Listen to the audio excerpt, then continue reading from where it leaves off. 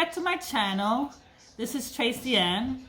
I actually wanted to say a big thank you to all my supporters and all the love that I've been getting. I really appreciate it. I wanted to talk a little bit more about anxiety and panic attacks because a few people have requested me to do a video about how I found out that I had anxiety and panic attack. So I always knew that I had anxiety. I'm always anxious. And as said before in my first video, I'm a country girl. I grew up in a country in Jamaica. And when I say country, I mean that I was brought up on a farm. I basically live in a secluded area in Jamaica where I didn't have running water or lights or TV. So I grew up very sheltered. So when I came to America, to the big city, I was unprepared, you know? So I think a lot of that had to do with me having anxiety. So I wanted to elaborate a little bit more about panic attacks. So the first time I had a panic attack, which I had no idea what it was at first, I was at work. I went to work, a normal day. I usually drop my son off at daycare and they will put him on the bus for him to go to school. And I would rush to work as usual because, you know, it's limited time to drop him off at the daycare and get to work. So I'm rushing to work as usual. Sometimes I get there 3 minutes before my shift start. And my manager is, you know, going over all the details of stuff that I have to do for the day. And he's talking to me and he's telling me all these things that I have to get done. And I just, you know, felt a little lightheaded, but I just thought maybe because I was rushing and I didn't have breakfast. So maybe that's why I'm having, you know, a little feeling like I'm going to faint. A couple minutes later, or probably longer, I don't know how long, I woke up and I was on the ground and I was surrounded by my coworkers and my boss and a few other people that was there in the arena as I work at the Barclays Center. And I remember my shirt being open and a lot of people surrounded me. And the first thought came to me in my head was, you know, did I die? Am I dead? And this is why all these people are surrounding me, because I've died. And I was terrified. And do you know what came? The first thing that came to my mind was my son. I thought, who is going to take care of my son? Who is going to be there to help him with these special needs that he has? And I was scared to death. And it added on to the panic attack that I was having. So I remember my boss telling me not to be scared. There's going to be ambulance coming, and there's going to be more than one person coming. And he said not to be afraid, but I was terrified. Because remember, I thought I was dead, and this is what happened when you die, and you know these things are happening. There's calling an emergency, and this is what happens. So the ambulance came and they did my blood pressure, and I remember my blood pressure being so high that it was crazy that I was still alive.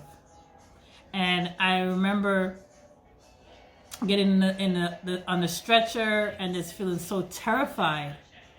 And all I could think about is like, who is going to take care of my son? You know, if I go, who's going to take care of my son? And that's all I thought about the whole time. And my pressure kept going up, and I just felt so anxious. And going in the ambulance, I felt more and more scared because if it was so serious, I had to go into an ambulance. They took me to the nearest hospital, which was downtown Brooklyn Hospital. And I told them that I think I died or I was having a heart attack because I wasn't sure what it was. and I didn't know what panic attack was. So I went, and they told me that I had a massive panic attack. And even though it was scary, I'm not gonna die. But I was just so scared. I still wasn't, okay. They did an EKG, they did a blood work, and of course I went home.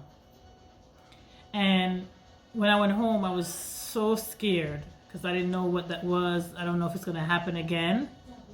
And I went back to work. That happened on a Friday. I went back to work on a Monday. And as soon as I entered the building, my legs started to shake. I started to feel very dizzy. I couldn't hold myself up. I felt like the same thing was going to happen to me again. So I took a little control of myself. I said, this is only temporarily. Get yourself together. You have to work. And I went to work. And while I'm there, I'm still feeling the same way.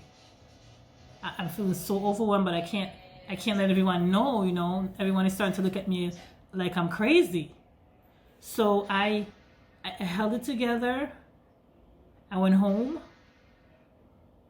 and I was still feeling the same way. Went back to work the next day, and I felt the same way. It was so bad that I felt like I was going to pass out. I didn't know how to control it then because it was new to me. So my boss said to me, Tracy, and if you can't work and you can't come to work like this, maybe you should take some time off till you figure out what's going on and come back when you're ready. And that's exactly what I did. I never went back to work.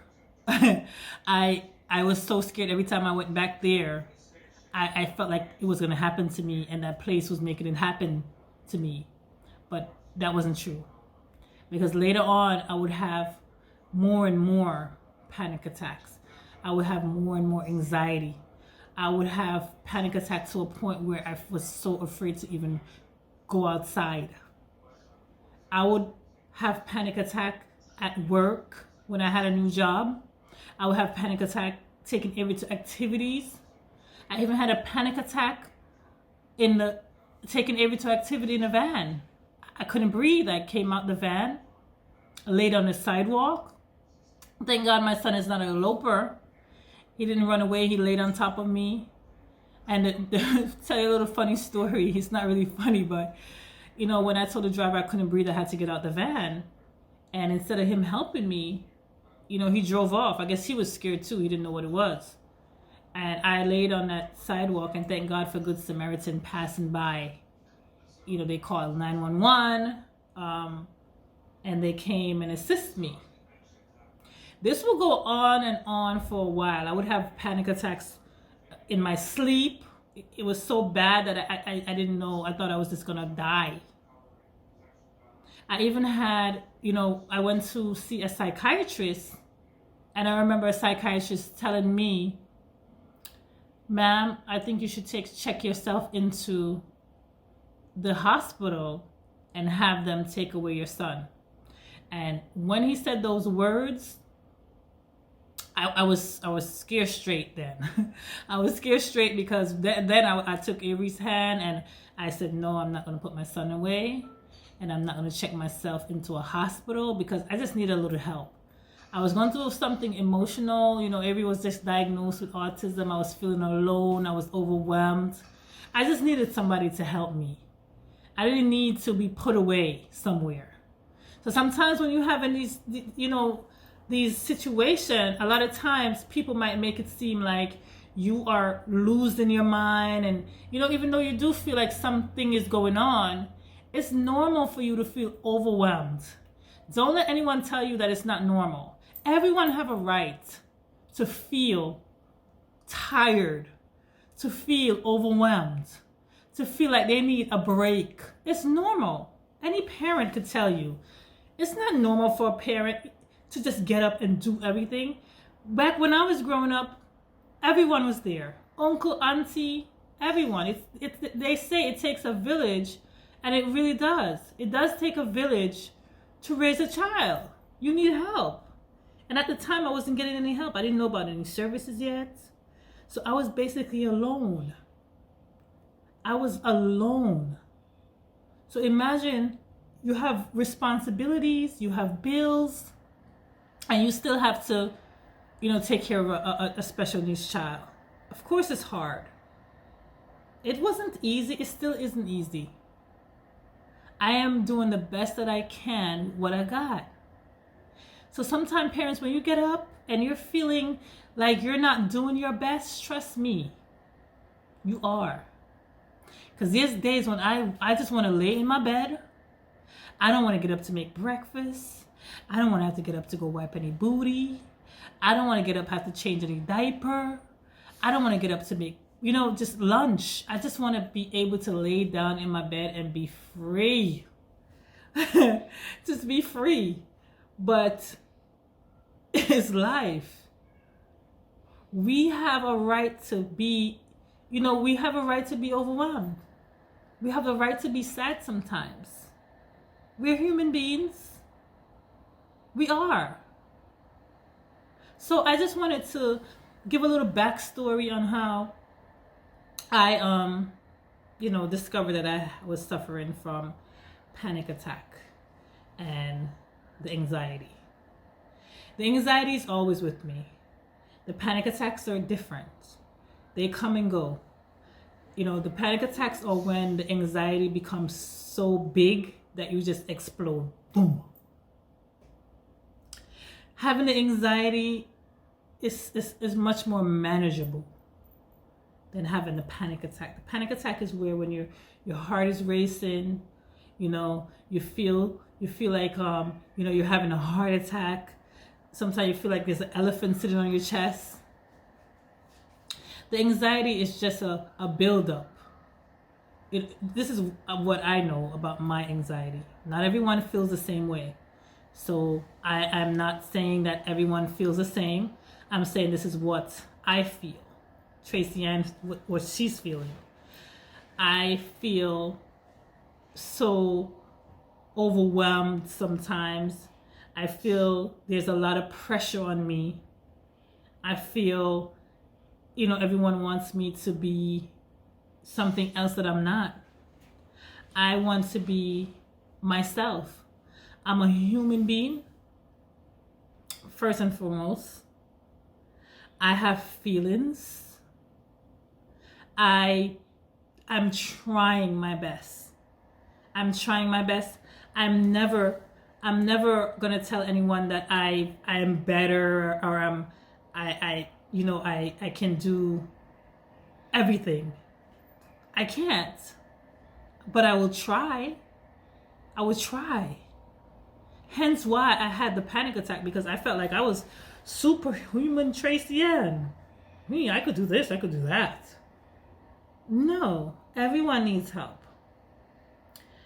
I'm gonna do these videos because I feel like there's a lot of people that don't like to talk about anxiety and panic attacks because it might make them look a little crazy. I don't mind that I look a little crazy. I mean, I am who I am, and these things do happen. I'm just not afraid to talk about it. I'm one of those voices that's gonna be always open. I have something to say, I'm gonna say it. That's just me. I have something to say, I will always say it. Thank you guys for watching my channel, and I need you to subscribe. And when you're looking on my video, please look in the description because there's a lot of information, a lot of links. I would like you to share, tell a friend and tell a friend, because I do need the support. I would like you to comment, and most of all, I would like you to subscribe. So please subscribe and show me some love. I'm going to be doing a lot of different videos. As I said before in one of my videos, some of the contents are going to be very heavy because that's just life. And some of my contents are going to be very nice. Some of them are going to be funny. I have a personality. I'm just not all the time. I'm not going to be doing sad video, but these are things that I'm going through.